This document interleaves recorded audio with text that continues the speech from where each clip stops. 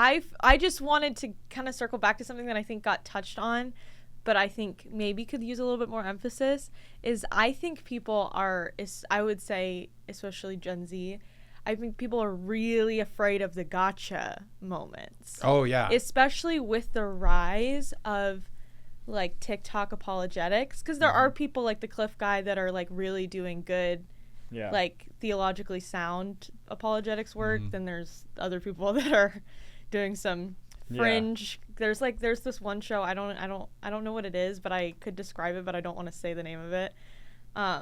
That like constantly has people on that are doing like bad taste and just stuff like that. So yeah, and we don't do hit pieces here. No, we don't. We don't. We only celebrate. So Cliff, if you're out there, well, yeah, exactly. Good job. So there's such a mix, but there's also, with the internet, there's a lot of people that it's more common for people that aren't Christian or aren't people of faith to know a lot about faith in Christianity and even other faiths than before. And I think it's funny that I always come back to this, but it's just because I'm so fascinated with it. Mormons have found this problem a lot with missionaries in the last like 15, 20 years.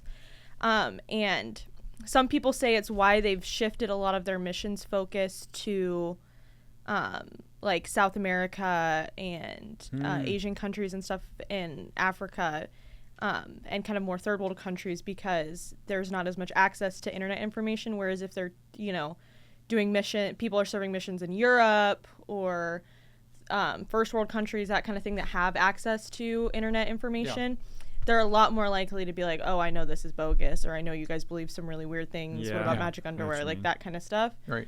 But I think the same is true with any faith. Like, you're not even Christianity suffers from this, but people are really scared of being in that moment where they don't know. They very earnestly share, their faith, their belief, their story, and then someone asks them, well, what about, Lot and his daughters, or what about stuff like that? That's like very what about the Old Testament? Well, that's where yeah. And just how would you suggest people now, because they're going to come across gotcha moments, and how they might be even people that are on stronger in their faith or whatever, just that's a scary moment to be in, where you're like, I don't know how to answer this question at all. Well, so there's a few parts of that I want to say. Number one, I think that if you are doing it sort of the Jesus way, in the sense that you're really engaging with people at least in some form or fashion of your everyday life, that the reality of a gotcha moment is going to drop considerably, because they're not wanting to challenge your faith. You'll rarely meet someone that wants to not deconvince you of your own faith. So as you share it, and I think it's a little bit more. I would say, but I'm talking about it's a little bit more common nowadays. But I'm talking about more in the sense of like what we see happening on the internet versus in everyday casual conversation. Yeah. So you're saying there's already... Don't let the scale of like we all love Cliff, but Cliff is going to college, and but we're watching videos from Cliff from like 20 years ago. Yeah. And Cliff like aggressively confronting people in that way. We only see the one side of it. What he kind of does now, I don't know if you've seen recent videos, but he goes on college. He like, hey, I'm coming to this college campus. Be in the green and do that. Right. So that's the more. And he does more Q&A. Yeah, he does more Q&A stuff. So, but that is an apologetics approach. But that to me is still, that is relying on the reasonable logic of intellectual engagement. Yeah. Okay. Most people in their faith journey, it's actually a heart thing. Yeah. Where they are exposed to something and they're seeking and they're open. So what do we do? So what do we do about it? Number one is, you do kind of have to start. You do have to grow in your own faith and be assured of your own faith. But you shouldn't let that stop you from sharing your story with people. Right. Because your story will need to lead into the truths of the gospel. That's what season 1 is all about. Yeah. Yeah. What do Christians believe? So if you're wondering, what do I do that? I go back and start with season 1. Yeah. What do Christians believe? And then concentrating your story to what Christians really believe. To not letting the other things distract, if you will, from Jesus. What about the Crusades? then own it. The Crusades were horrible, and they weren't really done in the name of Jesus. Yeah. They're a horrible representation of Christianity. Yeah. And as a Christian, it breaks my heart that they're a part of my faith tradition. Right. Own it. Like, just don't sit there and try to explain it away. If you have questions about violence in the Bible, or Lot and his daughters, or Noah and all these weird things that go in the Bible, say that's a great question. I had this conversation with somebody not too long ago, and I said, that's a great question, and it's a question I still wrestle with to this day. Yeah. That's Focus on what you know and what you're certain of, and own what you're not. Yeah. Peter, when he talks about suffering in 1 Peter 3, says, now who will want to harm you if you're eager to do good? But even if you suffer for doing what is right, God will reward you for it. Don't worry or be afraid of their threats, the people that would come against you. But he says this, instead, you must worship Christ as the Lord of your life. And if someone asks you about your hope as a believer, always be ready to explain it. But do this in a gentle and respectful way. Keep your conscience clear. That's good. So what it says is, don't match their outrage with yours. Yeah. Model the gentleness that comes from confidence of knowing what you believe. And if you are unsure of your own belief, do the work. Come on. Get stronger in it by getting discipled. Ask mature Christians in your life. You know, there's this one guy, I see him on YouTube, and he used to be a part of Logan Paul's show. Yeah. Right? And he came to, now, I'm probably going to get this wrong. George Janko. George Janko. And George is out there, and he's sharing his faith with people. Yeah. He's not letting his Christian newbornness seem to stop him. Yeah. And he says things that I wish I could say, George, who in your life is discipling you? You have this incredibly large platform. And I'm not saying you're wrong or anything like that, but as he grows, or even when celebrities become Christians, and all of a sudden they're expected to answer every Heavy nuance of Christian theology. It's taken us 2,000 years to hammer some of this stuff out. Oh, yeah. So don't quit growing but ultimately also know that if you get caught in one of those gotcha moments, you think, oh man, I really blew it. You are not the one saving them. Yeah. No. Yep. Jesus is the one doing the work in their life. That's great. You are planting seed. And if your heart's right, and if your answers are at least biblically rooted and sound, you never do as much damage as you think. Where you will do the damage is in your smugness, your pride, your outrage, your defensiveness, your anger. That's where you will actually do damage. When you are being unchristlike. Even in your confusion, still be Christ-like in your confusion. Right. That's good. That's what he says, right? You must worship Christ as the Lord of your life. Stay there and say, you know what? I don't know. You know, the Trinity confuses me too. The answer we have as Orthodox Christians, it's incomplete, but it's the best answer we've ever come up with. Yeah.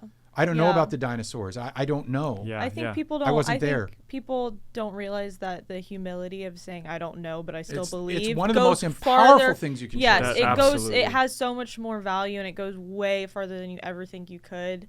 I think most people think it could. Because again, it counteracts the exact negative perception that there is of Christians going around, which is that smug, I know something you don't, I'm doing like I'm better than you because I'm going to like that. It is the exact opposite of that. There's and I don't know who said it first, but there's a famous missiological quote that comes from missiological is the academic term for studying the mission of God.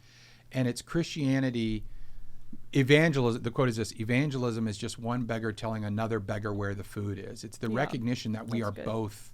There's something wrong with both of us. I just found the food. A lot of evangelism in the West is an opulent, abundant person telling beggar. Their perspective is, I am a wealthy, prosperous, abundant person telling beggars where the food is. Yeah. No, you're just a beggar who found food. Yeah. That's the only difference. Yeah. And I think that's where the humility comes in. Right. I think that's where a lot of like the culture shift in America has come, is because Christianity held such a revered spot in American culture. And when the post-Christianization of America is starting to come in from the coasts and then even seeping into middle America culturally, that's what's thrown a lot of Christians, is they don't understand that their place of privilege in society is lowered. Yeah. So people don't have to defer to Christians like they used to even exist in society. Right. And so there's been an emboldeness of non-Christian people to speak their mind and believe their truth and be vocal and advocate for their belief system as well. And Christians simply weren't prepared for that. So rather than reacting out of humility and compassion and empathy, we react out of fear, doubt, and outrage. Out of what's been taken from us culturally, rather than a burden for people who aren't experiencing this amazing thing that we're experiencing. Yeah, wow. So, and I think the other thing too is, and actually we've mentioned Pastor Troy. He's shared a couple of his stories about sharing faith with people, and I've even done it. Is just defer to Jesus. Hey, I get politics. I get it. What do you think about Jesus? Yeah, it's great. Sure, science is confusing. What do you think about Jesus? Yeah. You know, I get the church has made some horrible mistakes over the centuries.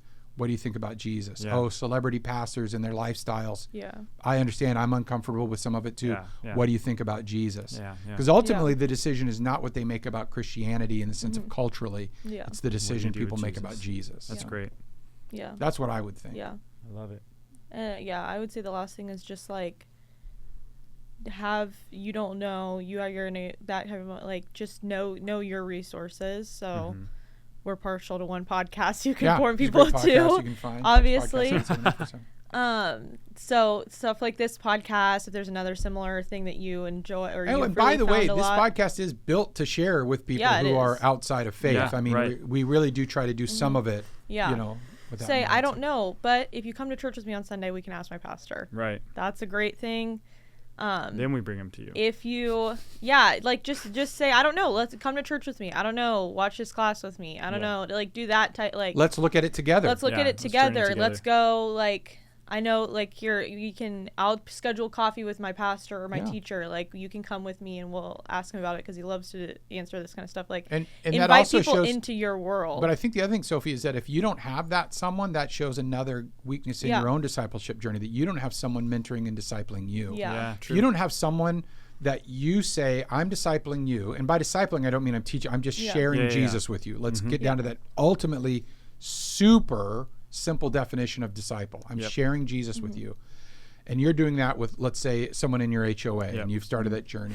But if you don't have someone who's sharing Jesus with you, that shows a hole in your discipleship journey. So you should at least be able to say, oh, let me take you to this mentor of mine who helps me with these spiritual questions, and he would love to talk with us. And if you're not someone who, by the way, if you're one of those spiritual mentors and you're not willing to sit down with the guys you're mentoring or the men and women you're mentoring and have coffee with them and help them mentor someone else, then you don't need to be their mentor. Like, it's an ecosystem is what I'm saying. It really is. It's designed as an ecosystem. And if you're a Christian in a vacuum, then you're not living if you're not practicing the way or whatever you want to call it. You're dusty and you suck. Crusty. Get it? Because you're in a vacuum? Yeah. It's good. Way to go. Thanks. Thomas Merton said no one goes to heaven all by themselves. True. And that's the truth of it. No man is an island. It's John Donne. That's good. No I in team. There's no I but there is in Brian, right in the middle. In brain. Everyone spells his name Brain. Which really Brian's not an uncommon name, so I think it's one of my favorite things when it does happen. Crazy. It's a problem is the spell check won't correct it. Yeah. Because it's a real. You'll just be looking at the surface of brain. Hey, you're Brian with a brain though. I am Brian with a brain. Yeah. There are people in my lives whose southern accents are so thick. My name is pronounced Barn. Barn? Yes. Wow. God love him. Barn. Yeah. Well.